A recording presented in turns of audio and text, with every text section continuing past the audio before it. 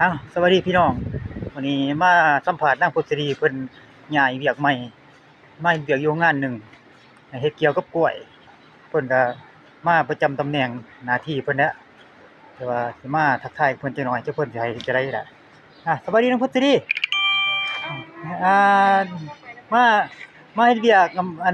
อยู่บ่อนใหม่แล้วบ่นี่บ่โอ้ฮ้อยก็ทักทาย FC นิดติหน่อยหนึง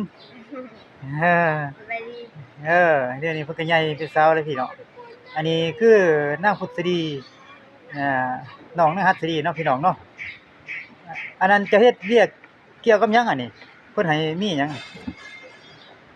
เพิ่นเฮ็ดหยังนี่มาจากลืมเพิ่นให้เฮ็ดหยังนี่มีหยังอันนี้แก๊ส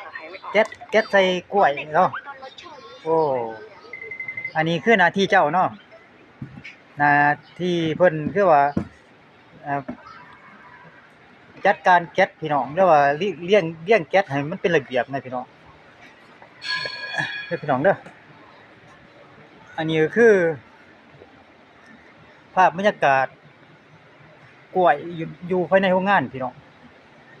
กล้วยก็สิมีแก๊สเรื่องแหน่แก๊สหยังแหน่เพราะว่าตามออเดอร์เขาสั่งมานะพี่น้อ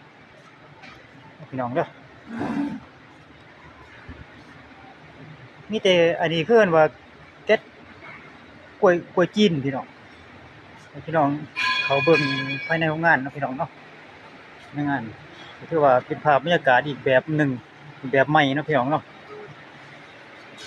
พอนั่งพุทธดีประเทศเวียด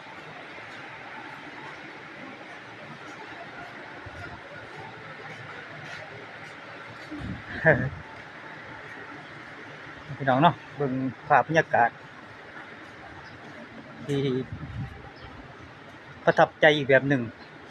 กล้วยภายในโรงงานเอาแต่ว่าแต่ละแก๊สก็เพิ่นก็ใช้ฟ้าแตกต่างกันเด้พี่น้องอันนี้เพิ่นเฮ็ดกล้วยหยังนี่กล้วยเจี๊ยบแป้นหรือกล้วยไชน่ากล้วยจีนไปกินโอ้เฮ็ดกล้วยจีนหรือว่ากล้วยไชน่าพี่น้องอ่ะทักทายใน FC เพิ่นแหน่ดูพุทธดี วันนี้เพิ่นอารมณ์บ่ดีปานใดเก็บภาพบรรยากาศเด็กน้อยฝากพี่ฝากน้อง